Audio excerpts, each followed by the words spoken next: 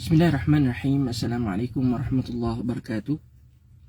Innal hamdalillah nahmaduhu wa nasta'inuhu wa nastahdihi wa nastaghfiruh wa na'udzu billahi min shururi anfusina wa min sayyiati a'malina. May yahdihillahu fala mudilla lahu wa may yudlil fala hadiya lahu.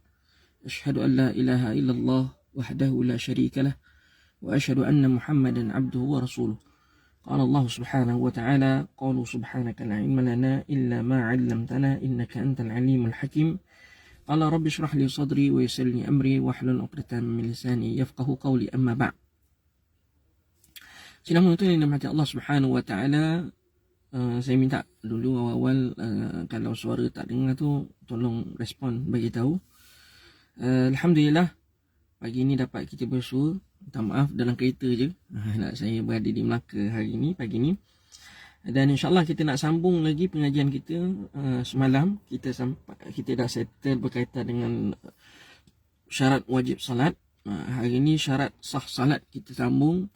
Kata muallif rahimahullahu ta'ala, faslun wa syara'itus salati qabla dukhul fiha khamsah. Syarat sah salat sebelum masuk waktunya, sebelum nak dirikan sembahyang tu, ada 5 perkara. Di sini kita akan huraikan satu persatu insya-Allah. Dia punya syarahannya dalam kitab kita, iaitu kitab Kifayatul Akhyar. Dia kata anna syart, dia kata fil lughah alamah. Syarat ni pada lughahnya, pada bahasanya dipanggil tanda, alamah. Macam kita kata asyratus sa'ah, tanda-tanda kiamat kita panggil. Itu panggil syarat. Syarat maknanya tanda. Tapi ada daripada segi istilah, dia sebut ma yalzam min adabihi adam. Ma yalzam min adabihi adamus sihah wa laysa birukun. Dia kata sesuatu yang mana bila tak ada tak ada syarat ni, tak ada tanda ni, maka tak sah lah. Tidak sah lah, dia katakan. Tapi dia bukan rukun. Apa beza syarat dengan rukun? Rukun ni dia dalam perbuatan, dalam amalan tu. Tapi syarat ni di luar daripada amalan. Macam kita kata niat apa semua tu, itu dalam solat, dalam ibadah, itu panggil rukun. Dia panggil rukun. Tapi kita kata syarat ni ialah macam tutup aurat apa semua. Dia tidak berada dalam ibadat tu sendiri. Dia tidak berada dalam ibadat tu sendiri. Jadi itu dia kata syarat dengan rukun. Yang dimaksudkan sini, inilah dia kata syarat sah. Dia panggil syarat sah. Syarat sah salat. Maknanya kalau tak ada perkara ni, memang tidak sah lah salatnya. Wallahu a'lam. وهو صحيح إن عددنا المبطلات شروطا وأما ذكره شيء فهو ليس كذلك. طيب، kemudian nama Allah Subhanahu wa taala, ثم إن الصلاة لها شروط وأركان وأبعاد وهيئات. Kita akan sebut satu-satu. 5 perkara yang disebut tadi. Ada 5 perkara. So yang pertama sekali dia kata sebelum 5 perkara ni, yang dimaksudkan ialah syarat 5 perkara ni qabla dukhul fiha. Sebelum nak laksanakan kita kata salat ni lah, qabla dukhul fiha. Ya amma wajada fiha fa huwa mubtil fa innahu la yu'ad syartan. Jadi kita nak lihat syarat yang pertama sekali ialah taharatul a'dha anil hadas wan najas. Taharatul a'dha anil hadas wan najas. Dia kata suci anggota badan daripada hadas dan juga najis. Suci daripada cuci anggota badan, pakaian ke apa semua, daripada tempat. Kita ada 3 tempat: badan, pakaian dan juga tempat kita nak salat tu. Mesti suci daripada najis lah. Dan badan kita, pakaian badan kita suci daripada hadas. Apa beza hadas dengan najis? Hadas ni dia adalah wasfun. Dia adalah sifat. Dia bukan makna zat, tidak, dia sifat. Nak mudah faham beza najis dengan najis dengan hadas, senang je, mudah je. Kalau seorang itu dia buang air kecil, zat yang dia nampak tu, air kencing itu dipanggil najis. Tetapi apabila individu tadi dia telah mengeluarkan najis tadi, dia belum basuh kemaluannya tadi, maka dia belum kita kata dia walaupun dia dah basuh kemaluannya tadi daripada najis, dia kekal masih lagi dalam berhadas.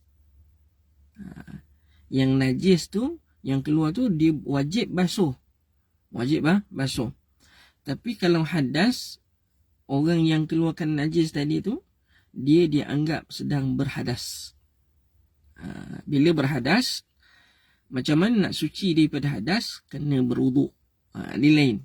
Kalau hadas, wuduk ataupun mandi ataupun tayamum. Tapi kalau najis, basuh. Basuh, katakan. Ataupun istinja, untuk buang air besar dengan buang air kecil lah. Ataupun kita kata boleh dilap dengan sesuatu. Contohnya macam kertas ke kain ke atau sesuatu dengannya untuk menghilang contohnya darah yang basah, digosok, dilap ke ataupun sesuatu dengannya. Wallahu a'lam. Jadi disebut sini syarat yang pertama ialah taharatu anil hadas. Taharatu anil hadas, suci daripada hadas. Suci daripada hadas kecil dan juga hadas yang besar. Sama ada hadas kecil dan besar. Hadas kecil ni buang air kecil, kentut dan sebagainya. Hadas besar keluar air mani dan sebagainya, melakukan persetubuhan, itu dipanggil hadas yang besar. Kalau orang misal kata taban maksudnya di sini ialah suci daripada hadas kecil dan hadas besar berdasarkan kemampuan lah. Ada orang memang tak mampu. Tak mampu tu al-qudrah tuqaddar, maknanya kemampuan itu dilihat, kan. Jangan main mudah je, tak mampu Ustaz nak suci daripada hadas kecil dan hadas besar, tak. Dia ada keadaan, ada tahap-tahapnya. So kalau kita kata dia tidak berkemampuan untuk bersuci daripada hadas kecil dan hadas besar, maka di sini wajib juga dia salat mengikut hal. Contoh leksi. Saya bagi contoh.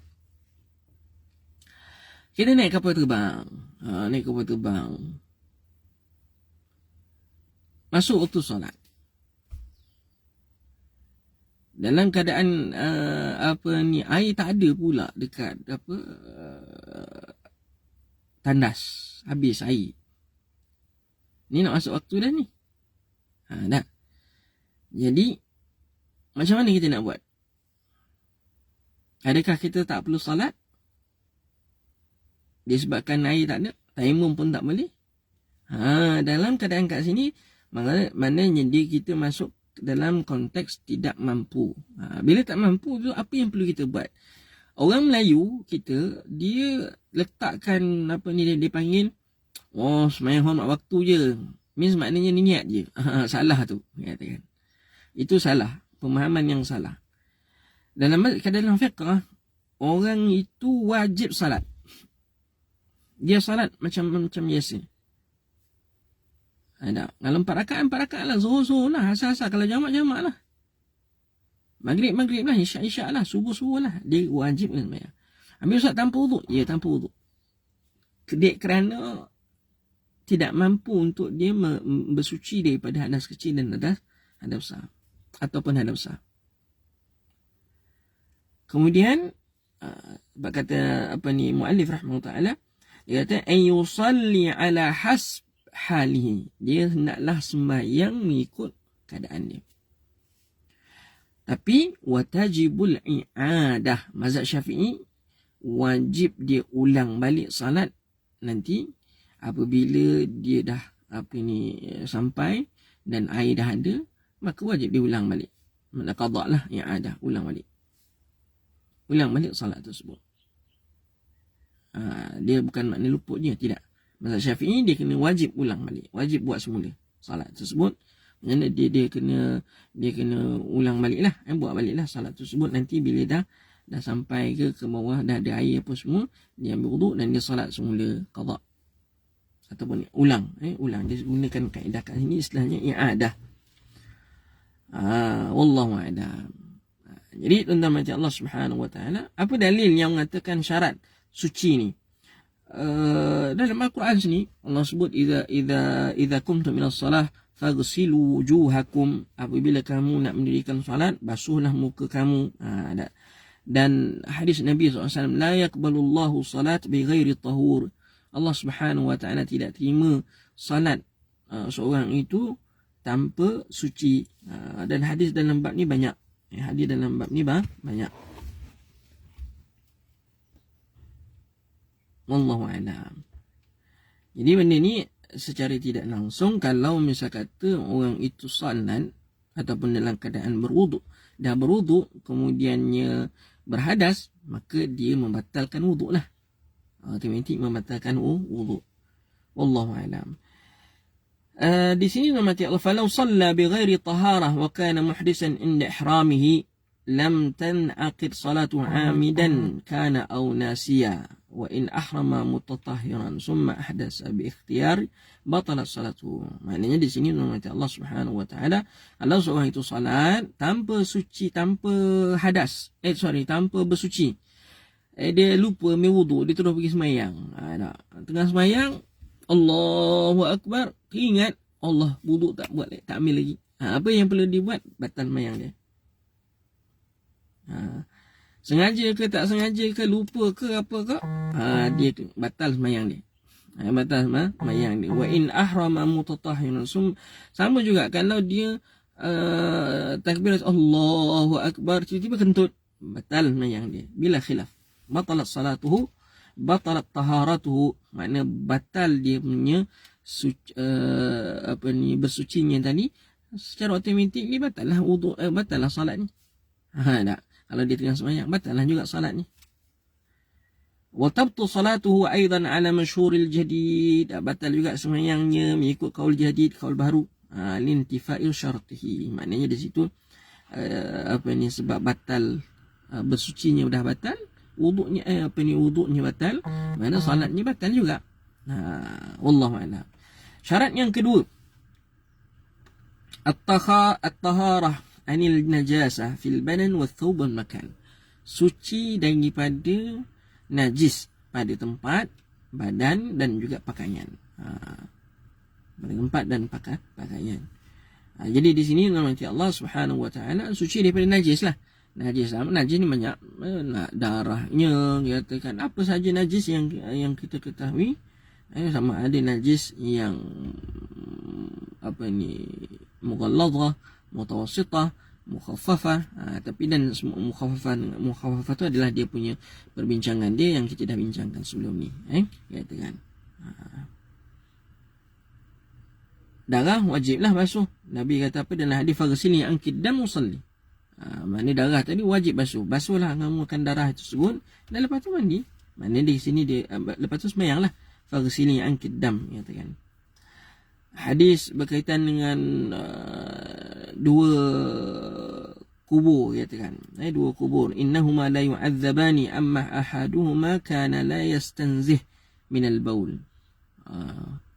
Maknanya salah seorang ni tidak basuh ketika dia lepas dia kencing, dia tak basuh kencingnya, katakan.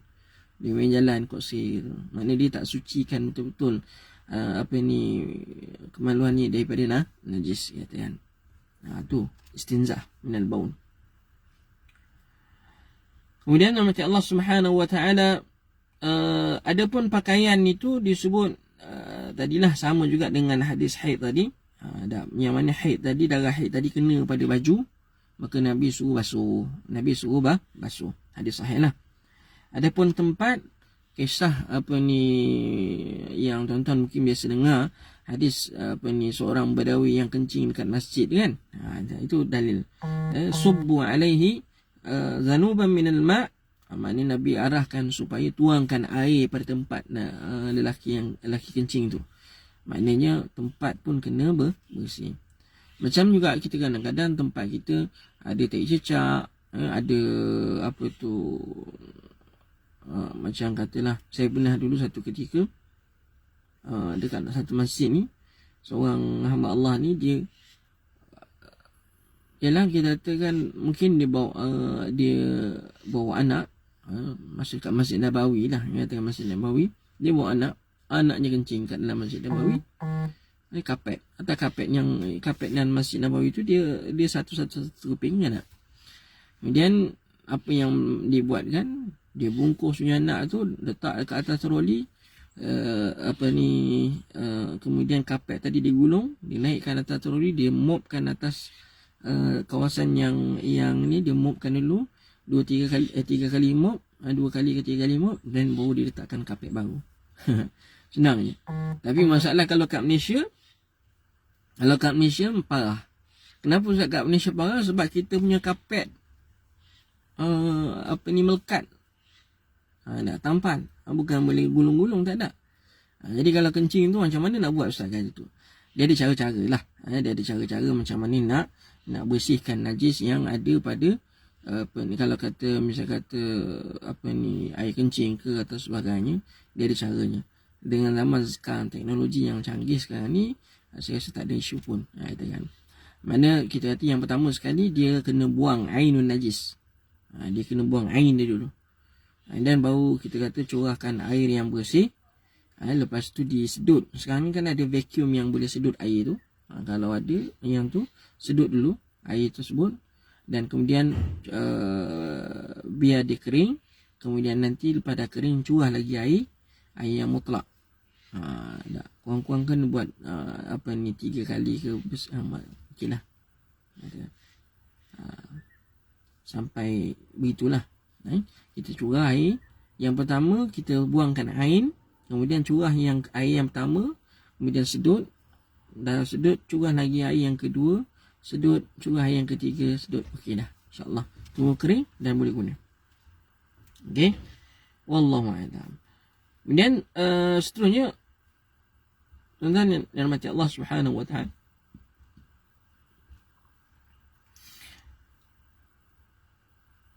dia kata fa'lam anna an-najasah qismani. Dia kata ketahuilah bahawa najis ni ada dua. Najasah waqi'ah fi mazannatil 'afw wa najasah la yu'fa'an. Ada najis yang dimaafkan, ada najis yang tidak dimaafkan. Yu'fa mazannatil 'afw maknanya apa dia najis yang dimaafkan, najis yang tidak dimaafkan. Kita lihat satu-satu. فالنجاسة غير المعفو عنها يجب اجتنابها في البدن والثوب. Najis yang tidak dimaafkan ini, maka wajib kita hilangkan dia daripada tempat, badan dan pakaian. Mana kalau kena pada pakaian tadi najis tersebut, maka wajib kita basuh. Kalau tak ada basuh, dia potong. Misalnya tu, saya tak nak basuh, tak ada air, saya potong je ustaz. Dia katakan boleh tak? Boleh. Tapi di situ ada inilah, nyatakan pembaziran gitu. Kalau potong tu tidak melibatkan pembaziran kata sebagainya, ataupun dia potong tu tidak menampakkan auratnya, okeylah. Wallahu alam. Wa yalzamuhu zalika idza ajiza 'anil ghusl. Bahkan ada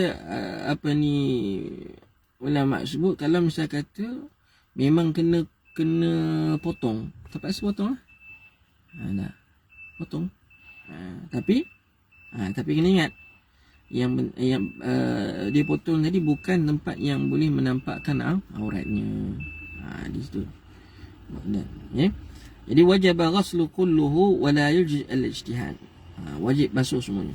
Walau asaba tarfu sawbihi aw imaman najasa batalat salatu. Kalau dalam mazhab Syafi'i kena pada pakaian sikit je najis, maka batal semayang dia.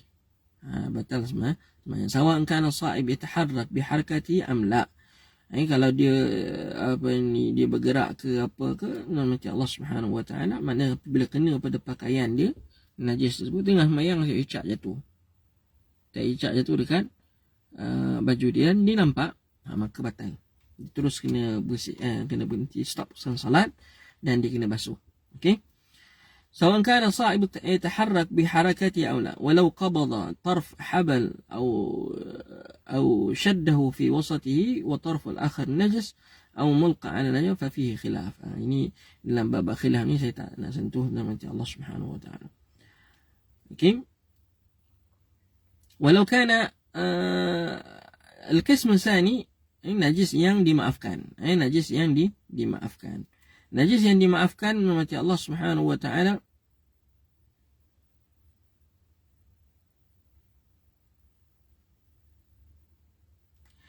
yang kedua ialah najis yang dimaafkan.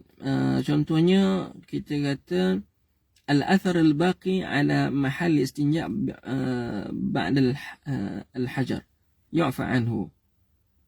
Contohnya kita dah bersuci, kita suci dengan dengan batu, beristinja' dengan batu. Istinja' dengan batu ni dia okeylah, kita kata dia ada syarat-syaratnya lah beristinja' dengan batu ni. Tapi istinja' dengan batu still masih lagi meninggalkan kesan pada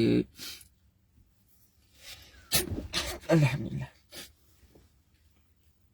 pada kemaluan ataupun sebagainya, maka kesan itu dimaafkan. Disebut sini kesan itu dimaafkan. Walau hamila thawban alaihi najasa ma'fu anha lam dikata yu'fa anhu. Walau hamila thawban alaihi najasa ma'fu anha lam tasih salatu kama law hamila mustajmiran bil hajar.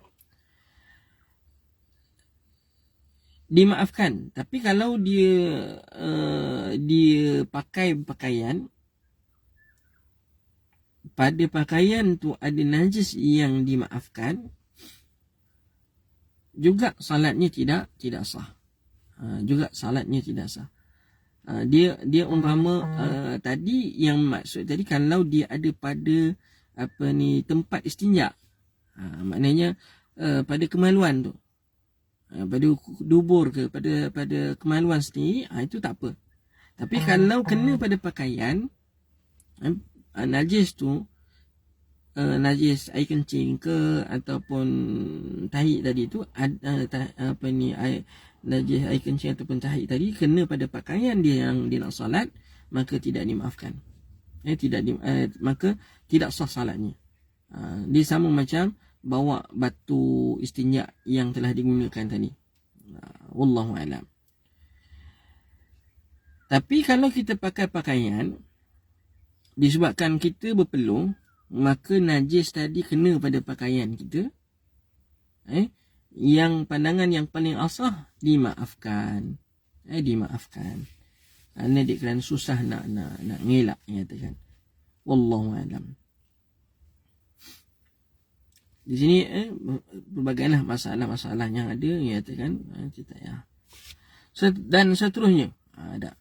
Antara najis yang dimaafkan ialah tinu syawari', maknanya tanah yang ialah tempat kita jalan tu. Jalan kita kadang-kadang pakaian kita ni, orang perempuan lah khususnya, kita katakan pakaiannya labuh ke bawah. Kalau lelaki tu kan seluarnya kan labuh ke bawah. Dia lalu dekat kawasan yang lumpur, kadang-kadang duduk seret, mungkin terkena pada debu tanah ke. Dan debu tanah tadi tu ialah nampak anjing lalu, kucing berak dan sebagainya. Ada apa hukumnya? Maka di situ nama Allah Subhanahu Wa Taala juga termasuk dalam najis yang dimaafkan, kecuali jika kita nampak jelas ainnya pada pakaian kita, maka wajib basuh.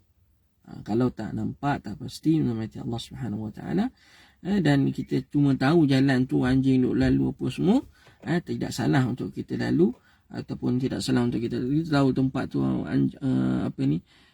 kawasan anjing kencing, anjing kucing berak dan sebagainya.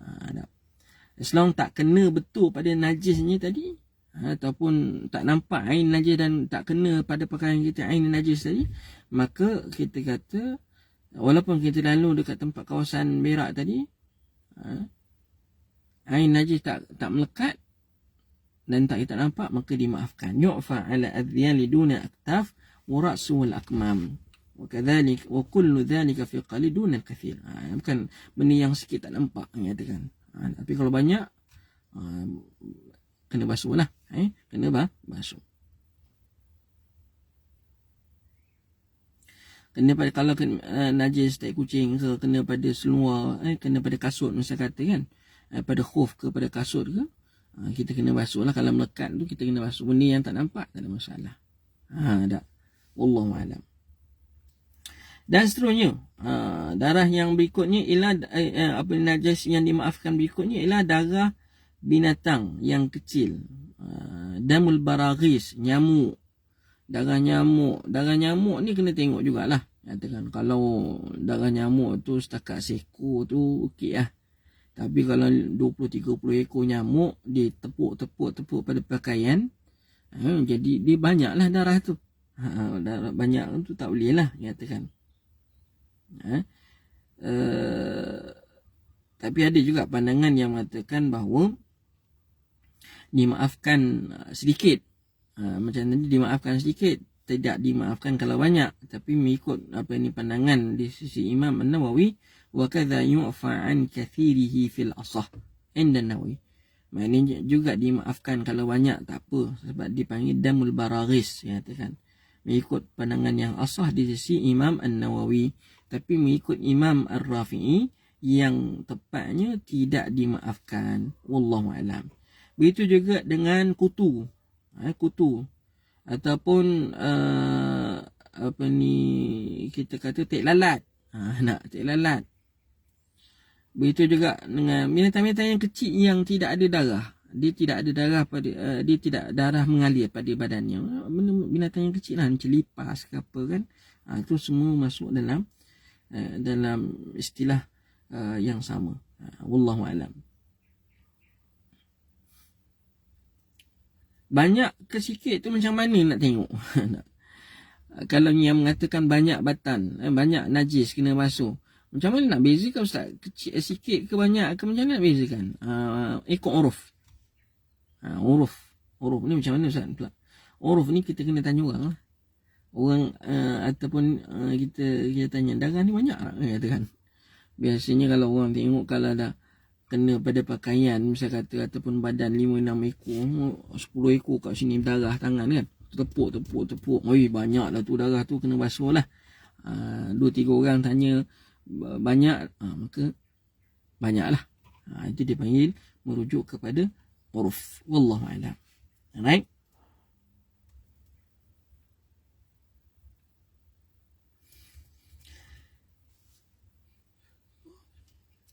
Kemudian tuan-tuan yang dirahmati Allah Subhanahu wa taala, termasuk juga darah yang dimaafkan ialah dipanggil darah al-buthur. Al-buthur ni dalam bahasa Arab, dalam bahasa Melayu dipanggil jerawat. Jerawat juga dimaafkan. Sedikit. Dimaafkan an qalili wa an kathiri. Dimaafkan kalau sikit ke kalau banyak, dimaafkan fil asah. Fil asah. Wallahu a'lam. Jadi kita kata kalau ada jerawat ke, kita katakan. Tapi bagi saya, rahmati Allah Subhanahu wa taala, sebab kadang-kadang ada jerawat yang besar. Kalau jerawat yang kecil tu mungkinlah katakan. Tapi kalau jerawat batu, jerawat besar tu, dia akan menyebabkan darah banyak, maka lebih baiklah dibasuh. Dibasuh. Wallahu a'lam.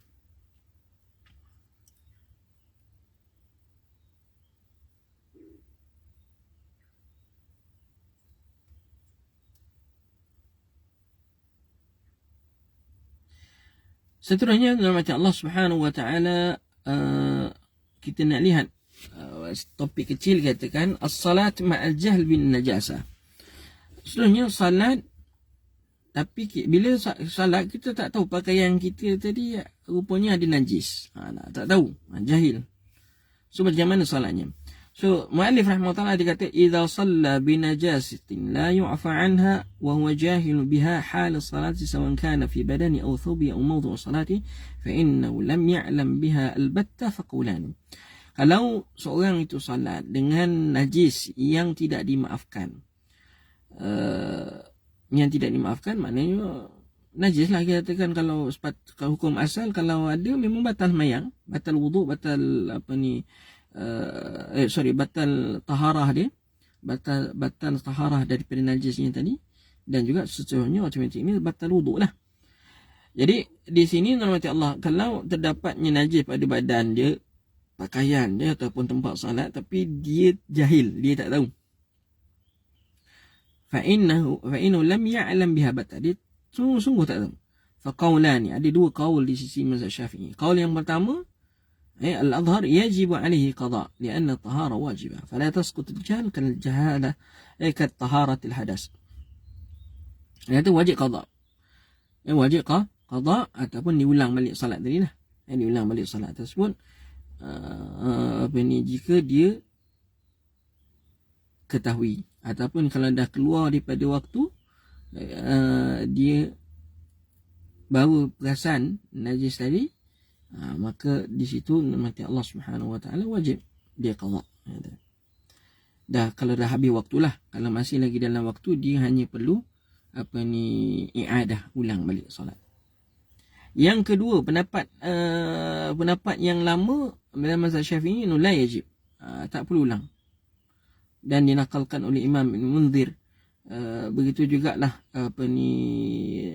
pandangan Imam Nawawi, yang mana Imam Nawawi memilih bahawa tak perlu pun diulang jika dia tidak mengetahui, jahil, katakan jahil.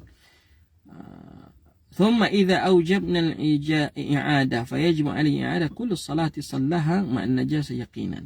Maksudnya kalau kita sudah diulang, dia kena ulanglah semua salat-salat yang dia salat tadi dengan najis yang yakin tadi. Kalau dia ihtimal, dia rasa-rasa ni lepas salat dia rasa-rasa, maka tak perlu. Tak. Dia balik rumah apa semua, baru dia perasan, najis ni, ada tekstur jejak kat baju dia. Tak. Dia pun confused. Ni masa semayang ke, lepas semayang ke, maka benda tu tak perlu. Tidak perlu. Tidak perlu dia ulang semula salatnya. Salatnya tadi sah, tak ada masalah. Okey. Fayajib, dikata sini namanya Allah Subhanahu Wa Taala, lian walau ra'a syahsan yuridu salah wa fi thawbihi najasa. Kalau seorang itu macam kita nampak seorang sedang semayang dan kita pada pakaiannya ada najis, wal musalli la ya'lam biha, orang yang sedang solat tu dia tak perasan, kita nampak, lazimal alim i'lamu bidzalik, maka wajib kita, lazimlah kita mesti pergi beritahu pada pakaiannya ada najis. Lianna al-amr bil ma'ruf la yatawaqqaf 'anil isyan, tu kaedah fiqh dah, katakan bal huwa li zawalil mafsadah, maka kita kena pergi, dah kena pergi beritahu. Sama jugalah dalam benda-benda yang lain, macam semayang orang perempuan kan, dia katakan kalau semayang nampak rambut apa semua, kita nampak orang tu semayang nampak rambut, kita kena beritahu. Kita kena bagi. Mungkin orang tu tak perasan. Orang tu tak sedar. Wallahu a'lam. Qala wa sitrun awrah bilibasin tahirin wa wuqufin ala makanit tahir. Jadi ini sambunganlah, nanti kita akan sambung lagi nama Allah. Pada sini yang akan datang berkaitan dengan topik yang sama insya-Allah, iaitu syarat sah salat ni. Kita ada beberapa lagi. Kita baru ambil pertama dan kedua, suci daripada hadas kecil dan suci daripada hadas besar. Begitu juga suci daripada najis pada tempat, pada badan dan juga pada pakaian. Jadi insya-Allah kita jumpa lagi pada masa yang akan datang. Wallahu ta'ala a'lam bissawab. Kita akhiri dengan bacaan tasbih kafarah. Subhanakallahumma bihamdika asyhadu an la ilaha illa anta wa astaghfiruka wa atubu ilaik. Assalamualaikum warahmatullahi wabarakatuh.